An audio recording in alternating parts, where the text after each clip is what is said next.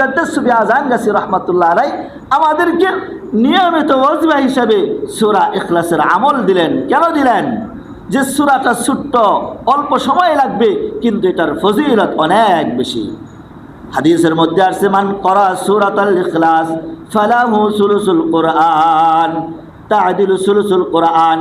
রাসূল আকরাম সাল্লাল্লাহু আলাইহি সাল্লাম হাদিসের মধ্যে ইরশাদ করেন, দুনিয়ার মধ্যে যারা একবার সূরা ইখলাস পাঠ করবে, আল্লাহ পাক রব্বুল আলামিন তার আমলনামায় কোরআনের 1/3 অর্থাৎ 10 পারা কোরআন তেলাওয়াতের সওয়াব দান করবেন।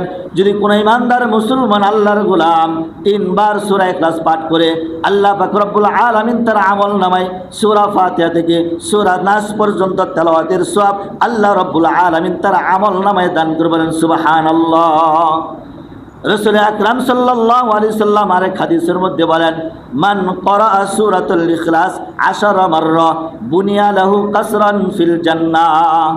রাসূল বলেন, যদি আমার কোনো উম্মত সূরা ইখলাস 10 বার পাঠ করে, সূরা ইখলাস 10 বার পাঠ করার দ্বারা বুনিয়া লাহু কাসরান ফিল জান্নাহ, জান্নাতের মধ্যে আমি আল্লাহ রাব্বুল আলামিন জান্নাতের মধ্যে তার জন্য একটা প্রাসাদ, একটা পালাকিনা নির্মাণ করা